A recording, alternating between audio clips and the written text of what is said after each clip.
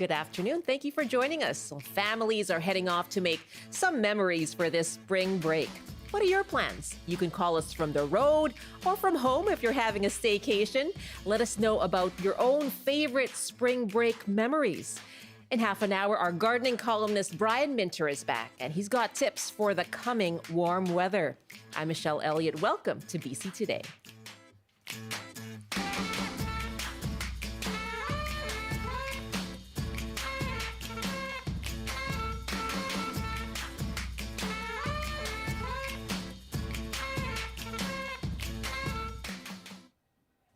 Thanks for joining us on CBC Radio 1, CBC Television, and live streaming on the CBC News app, cbc.ca/BC, and on the CBC Vancouver YouTube page. Well, yes, today is a busy travel day as many families set off on their spring break holiday. Whether you're exploring BC or heading off to another destination or having a classic staycation, we would love to hear from you. What are your spring break plans? And dig back into your memory. What is your favorite spring break experience? How is spring break different from summer break? We were talking a little bit about this earlier. So how does it differ from taking the summer vacation? You can call us 1-800-825-5950, 604-669-3733. You can also hit pound 690 on your cell phone. By email, we're at bctoday@cbc.ca. We have a familiar voice joining me for this conversation. Our very own Margaret Gallagher, host of North by Northwest, is on a trip of her own right now to Cothette, Powell River. She has taken her show on the road for a special broadcast. And Margaret joins me now from Magpie's Diner in Powell River. Hello. Hi there, Michelle. Oh, this nice is a to see good you. place to sit. Not a bad place to be with the kind of weather we're having as well. I'm going to ask you about your show, but first, I know you have had many spring break vacations around British Columbia, especially. Tell us about your favorite memories. Goodness, there's so many, but I remember one that we did a few years ago. I've done it with a child and without a child, going up to Nelson. We had family in Nelson at the time, and just that drive up there. And sometimes you take the long way. I remember stopping in Vernon to visit my mom, and then heading out that way. We take the Newlands Ferry and stopping in Greenville. And the weather is very changeable. You don't know what you're going to get year to year, but that's part of the adventure. And I really loved visiting Nelson. I am 48 hours away from my own spring break, by the way, but I feel like I've got a bit of an early start here. Powell River, Cothette. I lived on Tuxedo when I was a little kid for about a year and spent the spring break there, and that is a pretty great place to visit as well. Visiting, just checking out the incredible nature around us, right? We have so much to offer all over the province, no matter where you are. So taking a moment to lean into the lake or the ocean or the forest or whatever happens to be nearby you. Yeah. Margaret, I love that description. I'm going to take a call. There's a little bit of a break in the connection, I think, with your microphone. So we're going to try and fix that with our audio. But Margaret Gallagher is with me, host of CBC's North by Northwest, avid traveler around BC. Loved hearing about her trips to Nelson and living on Tuxedo Island. We want to hear from you. What are your plans this spring break? Are you exploring beautiful BC, staying home for a staycation? That's what I'm doing. You can call us 1-800-825-5950, 604-669-3733, and share your favorite spring break memories as well. Terry is joining us from beautiful Pemberton. I have some nice memories of Pemberton. Hi, Terry. Hi, thanks for having me. Sure thing. And so are you on your trip right now? No, we're going to leave next Thursday in the morning. I go for an annual ski trip with my kids every spring break, and we live at the mega resort, like near Whistler. So my kids are like ripping skiers. They're 11, 13, and 15. So they're like, they're bombing it. And we go and do mom and pop hills usually, like little ones with T-bars or whatever. I mean, this year we're gonna do Red Mountain, Salmo, and Whitewater in the Kootenays. Nice. And I got a buddy to crash with there that's also got kids the same age as mine. So it's going to be so rad. I'm really looking forward to it. This whole conversation with you is rad. So, tell me, so your kids obviously have grown up near Whistler. Total, I'm just gonna say, ski. What would you say? Avid skiers. I'm just gonna go totally. Yeah, they're shredders, man. Like they literally could ski before they could wipe their own bums. Like it was like they know how to do it. Wow. And their little personality flares and attitudes come out when they're up there. It's like dance to them, you know. Yeah. And so tell me about I mean, obviously you do this every year. What's your favorite memory? Is it watching them just growing up and getting even better and better every year? You know, a few years ago, well, when COVID came and it shut down Whistler Blackcomb, we still did our trip anyway, and we went to all the little ones in northern BC. We did Shames and Terrace, Wow. Hudson Bay at Smithers. We did Murray Ridge in Fort St. James, which is a real jam. If you guys have never been there, check that one out. Troll at Quesnel and what's the other one at Lac La Hache there, Williams or something. Okay. Yeah. You did all these little mountains. Yeah, and man, you could like a whole family of 5 could ski afternoon passes for like $120. Like Nice. try buying a pass at Whistler Blackcomb for the afternoon for that. There's no way. Yeah, I'm sure. Wow. So you're heading over to the Kootenays. Have a great time. Any tips for people who want to get their kids into skiing as well? Yeah. Don't be pressured to do an all day. Like go ahead and do an afternoon. You know, show up at 10:30 and drink cocoa and let them eat fries and goof around in the lodge. Like don't put any pressure. Make it a whole experience. Yeah, have fun. I love that. Have fun shredding. Awesome. Thank you. Take care. That's Terry in Pemberton. That was an awesome call. We'd love to hear from you as well. What are your own plans for spring break? Are you heading out somewhere in BC or perhaps another destination? Maybe you're at the airport right now. You can tell us where you're headed. Or if you're having a staycation like myself, what are your plans? And we want to hear about your favorite spring break memories as well. 1-800-825-5950, 604-669-3733. You can hit pound 690 on your cell phone. And Margaret Gallagher is back with me from Magpie's Diner in Pemberton. Hi, Margaret. Hello again, Michelle. I love hearing about the shredding. I'm going to do that for spring break. You are going to do that this spring break. So tell us about you and, you know, how you said you've gone to Nelson with your kid, without your kid. But tell us about, you know, engaging your kid over spring break. What's that been like? Oh, well, my child is now a teenager, so they're That's a whole engaged in different the world. story. But when they're little, when you're on those road trips, you know, wildlife bingo is always good. Nice. A lot of, I think I heard Terry talking about spacing things out with cocoa and making it a whole Yes. experience. We have certainly, I think, you know, not putting pressure to get what you want out of the day when your kids are younger, just to think about go at their pace, set a few goals, put in some cocoa or lemonade or chocolate or ice cream stops, but looking out to see, you know, things to spot when you're driving. Because I think I heard Robert Bateman talking about this once, how kids will be on the screens on these road trips and missing some of the most incredible scenery all around them. So we've always had a rule. You can listen to an audiobook, but you have to look out the window and looking for things out the window, signs of spring and different landmarks. And that's a good thing for an adult too, because some of those rides can get long. They sure can. And hearing "Are we there yet?" over and over and over again can kind of get on your nerves. I've been there, and yes, we played many I Spy with My Little Eye games for sure. That's a big part of it, isn't it? Is making that it's that drive, it's the journey, and making it interesting and engaging, so that they're not just buried in their screens. Indeed. Now you're over there. It looks lovely where you are, by the way. Just, you know, stacks of books behind you. It's just so cozy. Tell us about Magpie's Diner, first of all. So this is a real community hub, and it's well, you can see the books in the bar. Ah, beautiful. The woman's name who runs the place is Margaret, and so after my own heart. Yes. But you know, I had a friend who heard we were coming here and texted me to say that this was the community, the corner store of their childhood when they were growing up in Powell River. So we had a great crowd out here this morning for Gregor Craigie's show. I'll be here tomorrow to do North by Northwest, and I really hope people come down. And I met so many people from the community.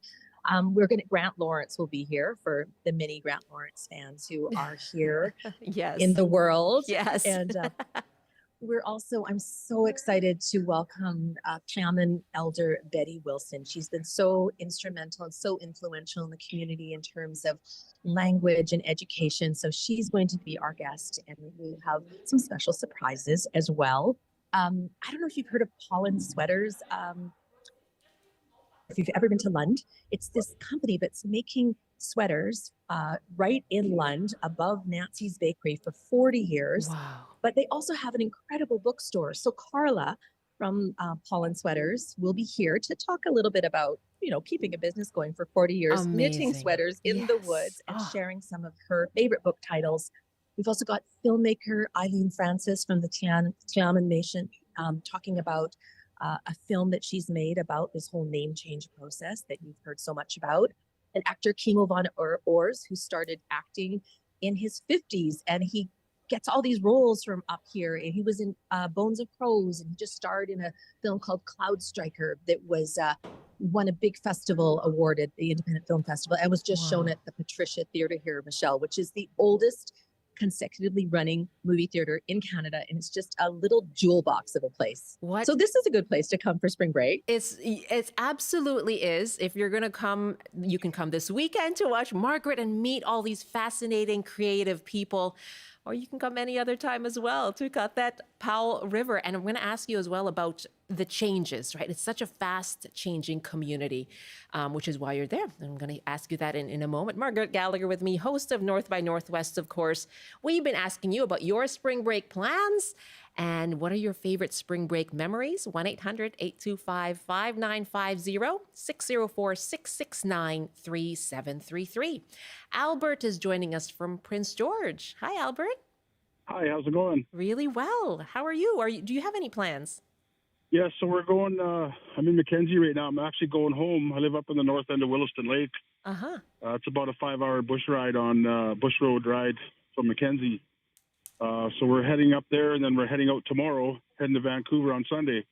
Oh, wow. I'm bringing my 2 sons and my granddaughter, she's 13. And I'm more excited than all of them. And I'll are be they 56 going? this year? Yeah, What's that?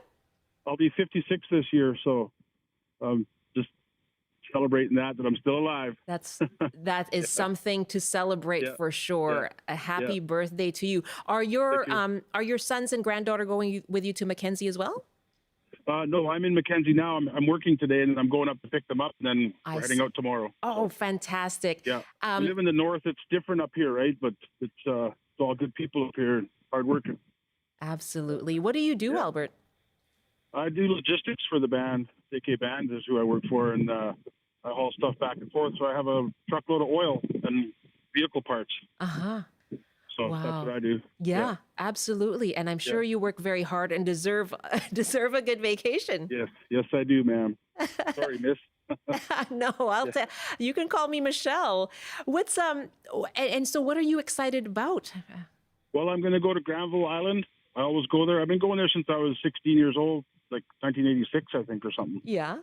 And we rode the SkyTrain, but we weren't interested in the BC Fair or whatever it was, Expo. But I've been going there since 1986, and I go to Chinatown, Metrotown Mall, Yeah. walk down Granville Street, Robson Street, Wow. and pretty much it. Oh, Stanley Park. We're going to rent bikes and go down Stanley Park. Oh, again. how nice. And the weather is going to be fantastic. Yeah, well, it's a balmy minus or plus 8 or something here in Mackenzie, and the wind's blowing, but it's sunny. There you have it. Spring Yeah. is here. Yeah, just Mud and snow and ice, so, bundle up. Just bundle up. yeah, now we're up north. It's not cold. We don't dig out the big coat till about minus 40. That's so. right. That's right. You're in Yeah, shorts I and t-shirts weather right now. That's right, yeah. To put my Speedo on when I go down south there. Just kidding. It's image on your head, you girls. Albert, anything else Yeah. you want to share with us about your memories from coming or what you have planned for next week? I just love going to Vancouver. I could never live there, but I love going there, seeing the people and food and the places and just going there. And now I'm bringing my granddaughter there and my young son and my older son and get them show them this is where Dad used to go when he was young. Right? Is it your granddaughter's first time? She's been there before, but first time with Grandpa because she calls me Papa, and Papa's going to bring her around. And yes. The wife always says, "You got to grow up one day," and I guess one day I will, but not I'll today. bring them around. Yeah. She gets to see Vancouver through her papa's eyes. Yeah, Vancouver's a great city. I love it. There are good people there. I had one whole bus laughing one time, telling them where I was from and whatnot. So. Oh well, you've made us smile today. Thank you very much. Thank you so much. Love you, BC. Take care, you guys. Welcome to Vancouver next week. This year with no snow. So be safe, everyone. Save water. Okay, bye. Safe travels to you, Albert. Oh, Margaret, my heart just grew talking to Albert there. Yes, he sounds like he has a fantastic holiday planned and so fun to spend time with family. And, he got me thinking. I love Granville Island, too. I've been going since I was 14. Yes. I'm about the same age as Albert. And speaking of scavenger hunts, there's a book that came out last year, and she was on North by Northwest, Alison Kelly. She wrote a book called Granville Island ABCs, and it takes you all through a little, every letter something to do, a little bit about the history of Granville Island. And that's kind of a fun way to kind of explore the island. And there's so many good bookstores. That reminded me too. I love in spring break to just be able to visit as many independent bookstores as possible, whether I'm in the city or to another town. The first thing I do is look for the bookstores, new and used, the independent bookstores. Absolutely right. And I was thinking about Granville Island and bookstores there. Nurongji is one of the newer bookstores there, which is a multi-language bookstore. And we had the owner of that over here on the program a little while ago. But you're absolutely right. I love visiting bookstores. There's just something about, it just tells you a bit about where you are. I mean, the last one I went to was over in Coombs in the summer. But there, even though the books may be familiar, and that's kind of fun too. It's like, I saw our former colleague Angela Starrett's book, and I was very excited. So there's something about that too. Oh, talking to Gregor Craigie, our colleague, also has a book that's come out. Or two. He's or 3 or 4. Yeah. Now, do you have a favorite spring break memory in BC, Michelle? Oh my goodness, I have many favorite spring. I actually haven't traveled very much over spring break, and this is why I was wondering if spring break was different from summer. I tend to stay home. I do sort of a little. We go to the art gallery in Vancouver. We go to Granville Island. So I plan a whole lot of things locally.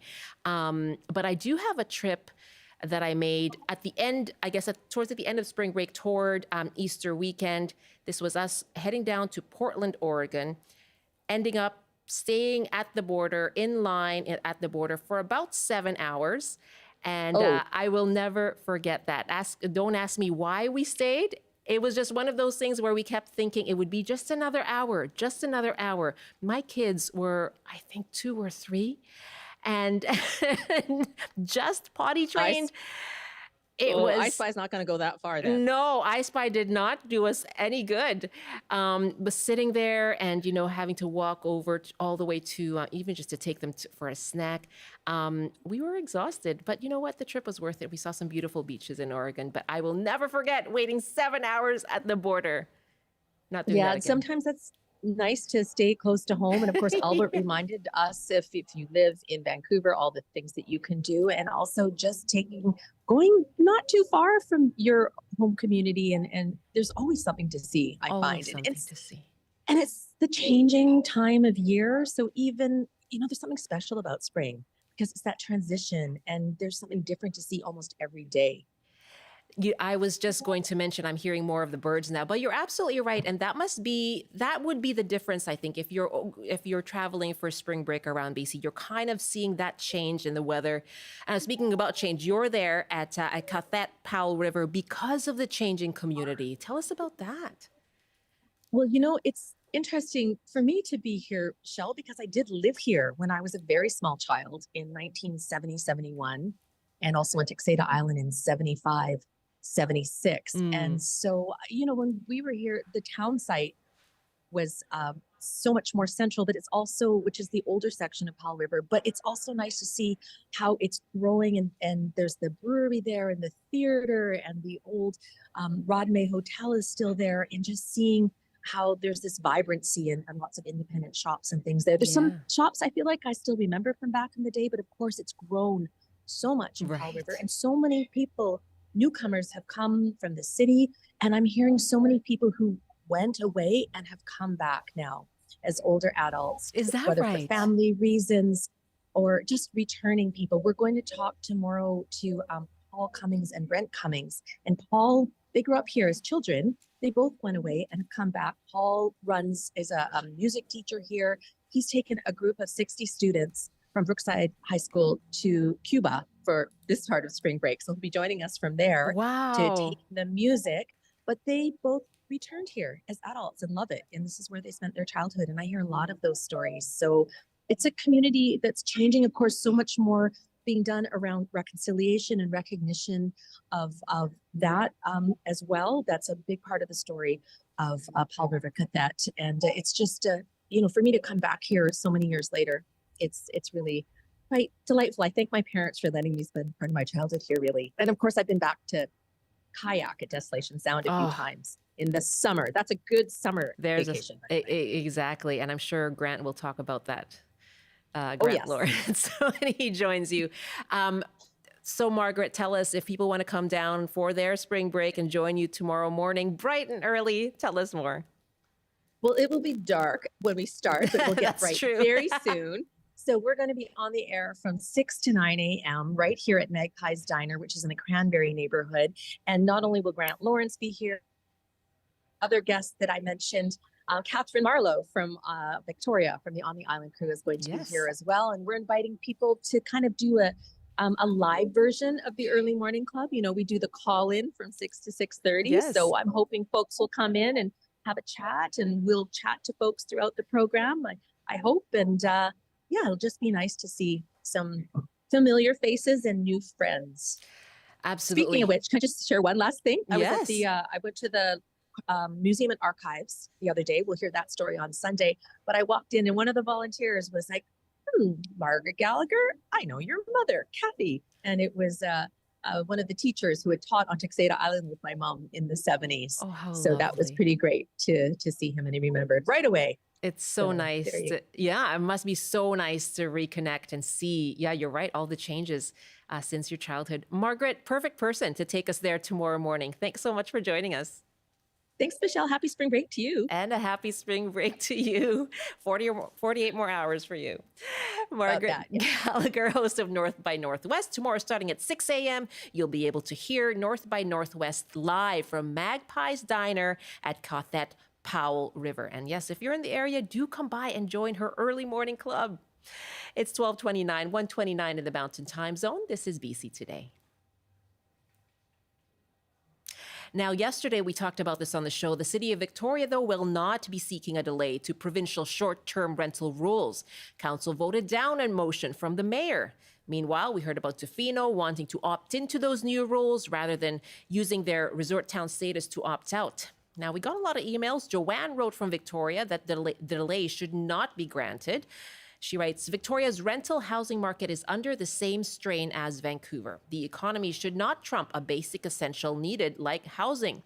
The government needs to return to B&Bs where the owner lives in the home and lets the space out short term, but buying of multiple properties for hotel-style living should not be allowed. Connor writes, many middle-class Tofino residents own vacation rental properties that are now being stripped of their short-term rental zoning. Short-term rental was a financially viable way to make money after people lost jobs when commercial fishing essentially ended and tourism took over as the primary sector. These people worked hard to acquire these properties. I was one of these people. The mayor and council did not listen to the vast majority of the feedback they received from locals, which was to not opt in. Annabelle writes from Vancouver, we purchased a one-bedroom condo about 3 years ago in Victoria's downtown so that we could have somewhere to stay while visiting our son and his wife and avoid hotels. We spent a lot of money outfitting it for short-term rentals. There was no indication from the government they would shut these down. Now with this legislation, we can't meet our costs. Jake writes, I'm against having illegal, unregulated hotels in residential neighborhoods. No, we didn't have a housing crisis until Airbnb found a way to exploit the internet for ill-gotten gains. Thank you so much for all of your emails. It's bctoday@cbc.ca.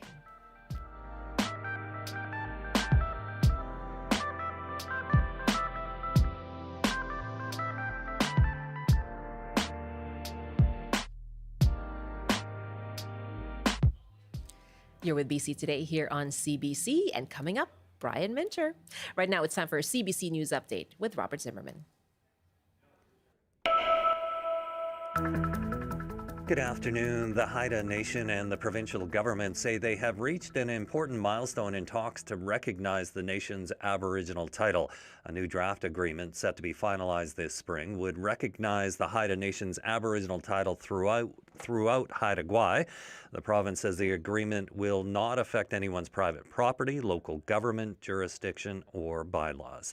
The Nisga'a First Nation in northern BC is partnering with a Texas-based LNG company to buy the Prince Rupert gas transmission project from TC Energy. Once complete, the pipeline would move natural gas to a proposed floating LNG export terminal north of Prince Rupert.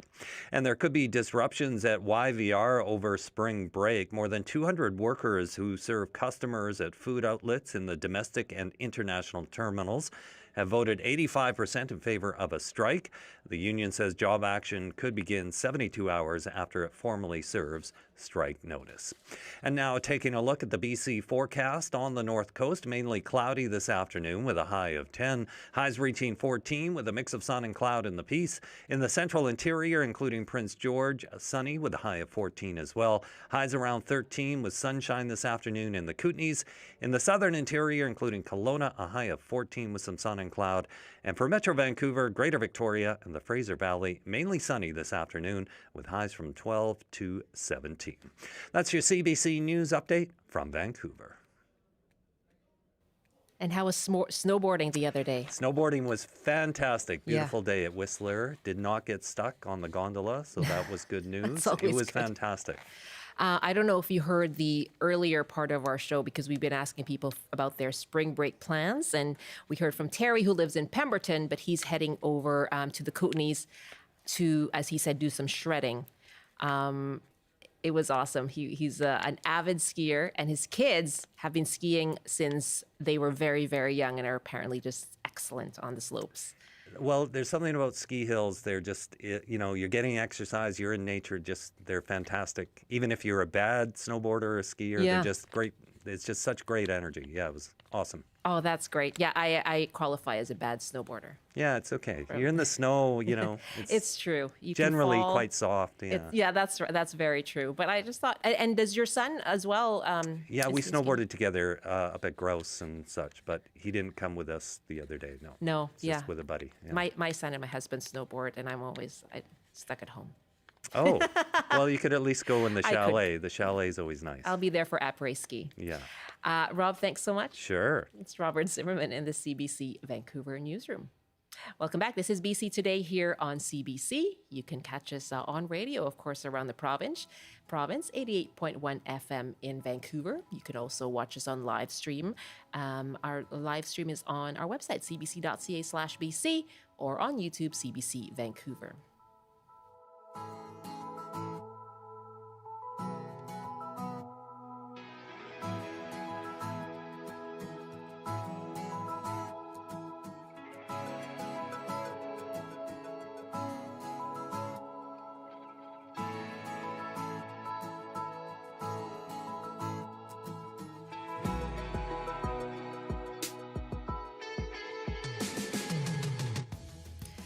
There's one word to describe this weekend, though: warm. Yes, the weather is looking really beautiful. Most regions across BC will see some sun and higher temperatures in the next few days. And of course, avid gardeners may still be worrying about our late frost too, but already making plans. Well, our gardening columnist, Brian Minter, is here to answer all of your questions. And our numbers again are 1-800-825-5950, 604-669-3733. You can hit pound 690 on your cell phone. You can also email bctoday@cbc.ca. And Brian joins me now from Country Garden Limited in Chilliwack. Hello, Brian. Well, hi, Michelle. Here we are getting close to the first day of spring, but I think more Yes, importantly, everybody's pretty excited about having nice weather. We're now into daylight savings, so our evenings are a little bit later. You can work in the garden after work, which that's is great. right. But you know what's interesting is here we are getting close to the first day of spring. And one thing we always need to keep in mind is what is the first or the last frost date? And for the Eastern Valley, it's right around April 18th. And in Vancouver, it's around March 31st, early April, depending on which source you're looking at. Environment Canada has these data. But the other thing which is really interesting is what is the first frost date? And for the Eastern Valley, it's October 22nd or 28th, and in that range. And in Vancouver, in October, the same type of range in there. So leaving us in the Lower Mainland here in particular with 191 days of growing time. So keep that in mind. We can cheat a little bit on both ends depending on the crops we grow. But right now, Michelle, there's a huge urgency for folks who want to get early things in the garden, some of the fruit, and it's so nice to see it growing. But early potatoes, and not the late varieties, the early varieties. Onions, for example, do very well in the cold. A lot of the brassicas, the cabbage, cauliflower, broccoli. Remember, all of these have early varieties, mid-season, and late. So we're doing only the early varieties right now. Spinach, if you love spinach, and even beets to some degree. Oh, yes. Yeah, lettuce in particular. Peas, love it this time of year. And for those with an English background, broad beans are an absolute must-have in the garden. But here's the thing. We always say, and you've heard, you're proud to hear me saying it, Michelle, but when we get 10-degree daytime temperatures, it's a kind of the beginning of a time to start. The problem is, however, the nature isn't quite treating it the same as it did. Climate change is making things a little bit versatile, where in fact we get 10-day temperatures and it's freezing at night. So Right. I guess the new rule is 10-degree daytime temperatures, but no freezing at night. Yeah. And the other thing with everything you're doing in terms of getting your garden growing, certainly raised beds, when you get the soil raised up, even just berming it up with a rake, it'll be 4 or 5 degrees warmer, which makes a significant difference. And of course, always choose a location that gets the absolute most sun you possibly can get in your particular garden. And if you have kind of a windy area, any fencing you would have to be able to stop the wind, that makes a difference too in terms of the temperature where all your plants are going to start growing. So here we are. We're not 191 days yet. We've got a little more than that, but it's so wonderful to be able to get the things started in the garden right now. And I think we're okay. Oh, the one thing you must have in our farming community in the Eastern Valley, Michelle, you see acres of white cloth over top of the cornfields. And because for the farmers who want to get an early start, it warms up the soil, no question about that.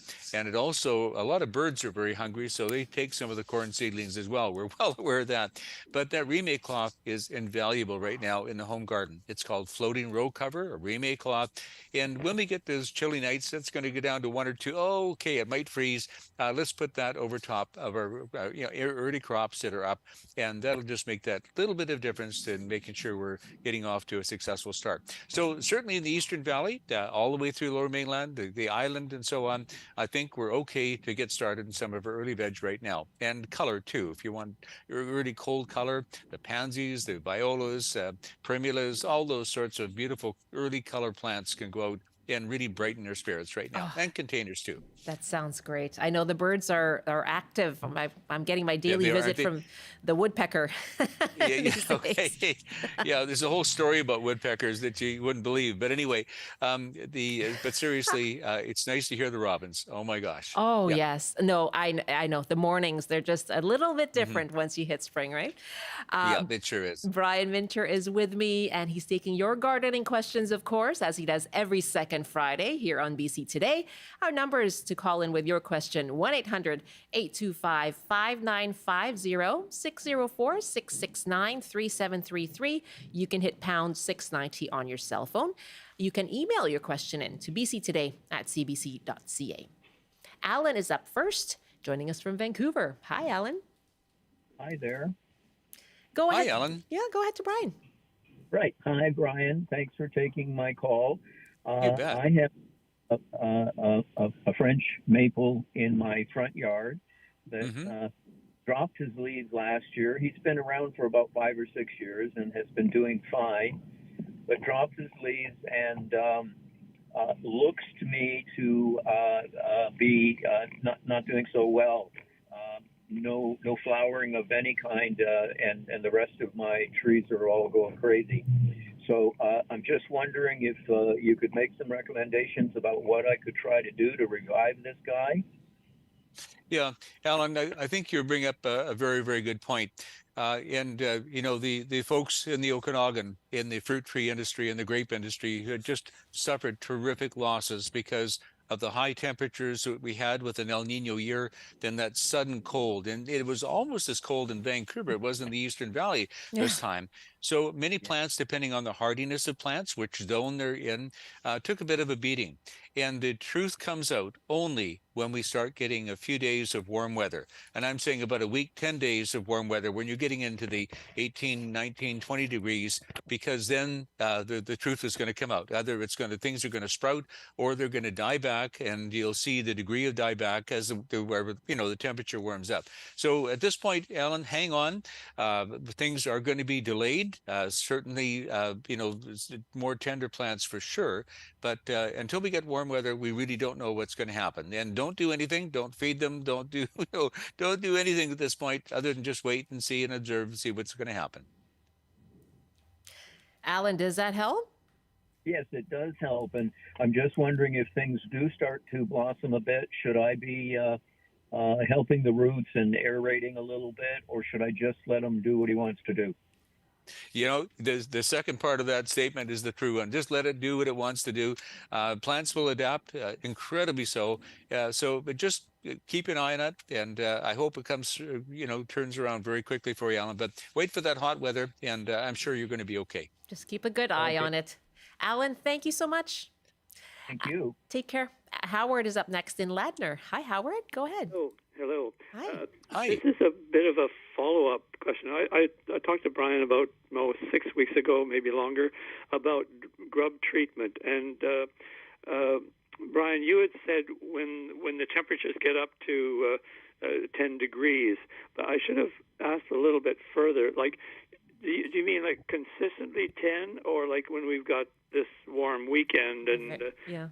I mean, the temperature going to drop a little bit midweek again. So I'm just wondering, this is for my friend here in Ladner for her lawn. So do we need a longer stretch of 10 degrees, or would this weekend be good? You do. People, Howard, right now are bringing me all kinds of grubs to show me out of their lawns. There's many different varieties. They're now active. Folks come in from the Abbotsford area this morning to show me some of the grubs and looking for solutions, which are very hard to find right now, to be very frank with you. But once we're into the weather this weekend, we bump the night temperatures up to 7 degrees. From this point on, they're on the way. The grubs are active now. Mm-hmm. And if you're not sure, just watch the crows and the raccoons and everybody else digging up your lawn. You know for sure they're active. That's the challenge. And quite frankly, Howard, you bring up a very, very good point. What are we going to do about that? And speaking at the Vancouver Home Show to folks who are in the pest control applicator business for people's lawns, they're just not having very good success with nematodes. And that has been the one thing we've been trying. But again, talking to some of the applicators, and their success rate was so low on nematodes, they're able to get professional applicators certain products we can use which were not available in the domestic market.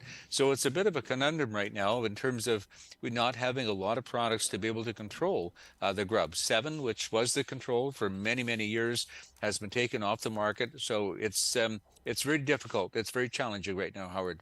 Well, thus far, she's noticed that there's a little bit of digging up, but very little so far. And she applied, we applied it, the Grub Gone 3 times last year, and I don't know what the year before. So I don't know whether we have slowed them down a bit or what. But if we're going to put the put the grub be gone again, this would be a good weekend to do it. Yes, right? that's what that was your question, Yep. and you're absolutely right, Howard. A good point. Thank you. Okay, thanks very much. Howard, thank you very much. I remember when you called in last time. And I hope that works out for your friend, okay? Thank you. So do we. So do I. Thank you very much again. Take Bye-bye. care. That's Howard and Ladner. And Rory is our next caller now for a question for Brian Mincher. And Rory is in Vancouver. Hello. Hello there. Thank you for taking my call. Sure. Hi. So, hi, Brian, and thank you. After 42 years, I finally decided to call in. It's important. Okay. Thank So, you. Not that. Anyway, never mind. So we have a dog that laid waste to the grass in our backyard through the fall and winter, and so it's looking. It was nice and fluffy and green 2 years ago, and now it's pretty much ruined. And I'm just wondering, is there any way to will it recover on its own, or do we have to apply some kind of a chemical? That's the first question. And the other is I have some seedlings that are acorn and chestnut that I've been growing from picking them up around the neighborhood, kind of a climate change project, although I don't know where I'm ever going to find room to plant them all. And they're at seedling stage now. I've got one that's 4 years old, and the others are 2 now. So they're very small. And I'm just wondering if you could give me a thumbnail of how to take care of them for until we're ready to plant. Yeah, well, make sure they're in containers with a really well-drained soil. Nursery soil where trees grow has to be very open, very porous, a lot of fine bark or sawdust in that type of mix. That's the most important thing. And usually about a 1 gallon size, which is a 6-inch across and 8-inch deep in terms of old measurements with well-drained soil, and leave them in those containers. They'll be absolutely fine. And just a heads up here, if you're not looking what to do, many of our garden clubs in our communities have little spring sales and so on. They wouldn't very much appreciate a donation to some of these to help them for the sale. So there's one thought there, but that's really the key. Now, the lawns, and you bring up a very quick, I've got to be quick here, but a very good point. What we need to do in all our lawns, we did have enough water and moisture over the winter where the pH has dropped. So please put some lime on your lawn now. Usually a 10-kilogram bag will do about 200 square meters, about 2,000 square feet, to give you some sense of how much goes on. You may only need half a bag. The other thing, so we're getting our pH up. The other thing is the winter, so many people are showing me pictures of their lawns right now, which are not in good shape. The very, very best thing you can do right now is, while the ground is still soft, if you can get a hold of a hand aerator or have someone actually come in and aerate your lawn where plugs actually come out, you need to open that lawn to improve the drainage. And then once you've done aeration, they get about a 1/4 inch of a sharp sand over top to improve the drainage, because a lot of our soils are quite heavy and the drainage is not good. And so, probably 80% of the lawns were having trouble. That's the issue. So aeration and sand is the next best thing. And then you're going to find that over the winter, and because of all the summer drought and not being able to water and so on, lawns are struggling, quite frankly. And the best thing you can do right now is, and I would say we're pretty close to the temperature for seeding, it's overseeding. And for overseeding, all you do, and you need about 5 pounds per 1,000 square feet of seed, of a good seed. We love perennial ryegrasses, whatever, but 5 pounds per 1,000 square feet. And what you do then is basically, I love to put a bit of a very fine mix. It could be a bit of peat and sand mixed together, just a skiff of a 1/4 inch over top. Put your seed over top of that, rake it in lightly, maybe turn your rake upside down and rake it in, and you will have to keep it moist for about 10 to 14 days. And that overseeding is really the secret. Once you've aerated and sanded, and you put this little bit of a cover over top for the seed to germinate in, and then put your seed on top and keep it moist, that will make a huge difference, Howard, in getting all our lawns back into shape and get some fresh green there as well. Great. I've carefully recorded everything. Thank you very much. Much appreciated. Okay, good. Rory, thank you, Howard. You are very diligent, and thank you for calling, and I hope you call again. That's Rory in Vancouver, who's a first-time caller, but has enjoyed Brian Mincher's segments over many years. We actually have another email here from someone who enjoys listening, Brian. And Tyler writes, "Thank you so much for making me take my Friday lunches in my car, listening to the radio. Not a grower yet, but hopefully soon. Absolutely love listening to Brian Minter. What a treasure. Okay. Well, that's very kind of Rory. Thank you. After we hope we don't wait another 42 years before we get Rory back Yeah, again. But exactly. anyway, And and thank you, Tyler, Tyler, for the kind comments. what Yes, a absolutely. Yeah. lovely, lovely email, Tyler. Happy Friday to you. I hope you're enjoying your lunch. Let's head up to Terrace now. And Joan is on the line with a question. Hi, Joan. Hi, Brian.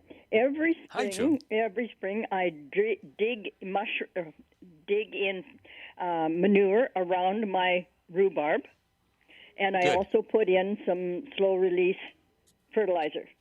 Mm-hmm. Now I find that the first growth is fine. The second growth is always much slimmer than the first growth. Is that normal? No, and Joan, I love what you're doing. Thank you. You're right. You're reminding people who are growing rhubarb right now that they need that well-rotted manure around them now. And the only thing I would suggest, Joan, I love the fact you're putting time-release fertilizer, and I like 20 or 14, 14, 14. We always recommend it because it's well balanced. I don't put that on now. I wait until that first flush of rhubarb is done, and then you can see it getting a little bit tired, especially when we start getting warmer weather. I put it around a little bit later. And I find we've been able to keep it green, and whether you harvest or not, and of course we don't want to over harvest rhubarb, but the idea is basically keeping it green so it grows and that photosynthetic process keeps the plant growing and healthy. So I would just switch off a little bit later on the time release, and I think you'll find, Joan, that will make a difference. I've been doing it every year and having great success. And tell me, Brian, do black aphids stay in the soil, or I had an aphid infestation at the end of the summer on my rhubarb? Yeah, they'll be everywhere. I mean, they overwinter in a safe spot. Like bees go into the ground. A lot of our insects go into the ground as well, or by posts and so on like that. Wherever they can find a spot that isn't going to freeze too hard, where they can, basically safely overwinter. I mean, all insects are important for different reasons. Maybe they're just food, but the situation is they're going to be back. And I've never done anything other than to spray them off my plants. I've never used a pest control in my own garden, and but keeping an eye on them, Joan, that's the most important thing. Don't let them become well established. Keep watching, every few days out there, and basically washing them off seems to work for me all the time. Yeah. Okay. Tried and true. Nothing I can do to prevent them coming. No, I'm afraid not. I wish there was. Just be and I'd ready share with it with that you. hose. Okay? Yeah. Your spray. Joan, thank you very much. Yeah, tried and true method. Thank you, Brian. Take care. Thank you. James is next in Kamloops with a gardening question. Hi, James. Welcome. Hi. Hi, James. Hi, Brian. It's nice to speak to you. Yeah, me too. I'm wondering about two fruit trees I have in my backyard. They're both really old trees, probably 25 years old. We've been on the property for 15 years, and they were 25 feet high then. It's a Macintosh apple pear tree and a Bartlett pear tree. Mm-hmm. And I still have some 7. I've been trying to get the spraying timing right every year, and I usually fail, and I end up with codling moth worms all through the apples and pears. Last year, I actually got everything done on time, and I had less worms in the apples, but still probably 80 to 90% of the apples had worms in them. I think it might be because the tree is so big and dense that when I spray it, I just can't cover everything. And I'm wondering about taking the tree right down to where the lower shoots come out in the trunk and try to let it regrow maybe from there. And also the pear tree has ant tunnels going all through it now. I don't know if it's through it splits off into 3 trunks. So I don't know if it's through every trunk, but I was thinking maybe I have to knock it down to a point where I don't see those tunnels anymore. So how far should you go? Yeah. Well, Yeah, one James, side it goes quite low, yeah. Yeah, sometimes renewing an older tree is not a bad idea, but I'll give you a timeline. Most fruit trees, after about 35 years, that's the optimum of their fruit production. They start declining over that. But in British Columbia, we have many heritage orchards with the trees that are 80 to 100 years old. So, they will keep on going over a longer period of time. It's keeping them healthy. Two things really quickly here. One thing, to control your insects that get into our apples, and there's several different types, codling moth just being one, you spray with permethrin. Permethrin is a chrysanthemum derivative. It's still on the market here domestically, and you spray at the pinking stage before blossoms open. You spray when the blossoms are completely on the ground. We never spray when the blossoms are open. Wait till the blossoms are on the ground. That's the second time. And then 3 to 5 weeks later. If you can do that with permethrin, that will basically give you a real heads up. And the timing is critical on that. The second thing is, please paint the trunk white. If you possibly can, latex paint would be fine. But paint the trunk white, because 80–90% of the insects crawl up the tree. And if you paint it white, they will not go up the tree because their natural predators will see them. And so that's a very simple way of controlling that. Then it's making a judgment call, James. And I appreciate what you're saying. Sometimes just pruning the tree back, like 1 year, okay, now I'm going to prune you back real hard and to try and renew the tree and get new growth coming. That's not a bad idea. I guess you got to make the decision on that. And with the ants, if you can get some pruning paint and plug up those holes with a pruning paint where you possibly can. And I love, ants are pretty difficult, but organically, horticultural oil is a huge annoyance to them. So that might be a control you use. But plug up those holes, paint the trunk white, and essentially, I think you'll find things will improve dramatically this year, James. Oh, James, good luck to you. Thank you so much. That's awesome. One more question about... we have to wrap up, James. I'm so sorry. Thank you very much. Good luck to you with your tree, and I hope that all works out for you. Brian, thank you. Did you say people bring aphids to you?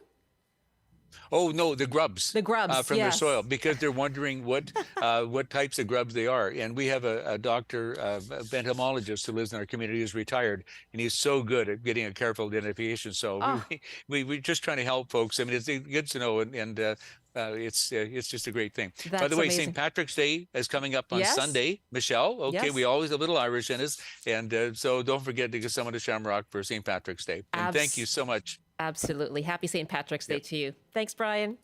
Take care. See Bye. you soon. Brian Minter, our gardening columnist. You can email us, VC Today Thank at you. cbc.ca.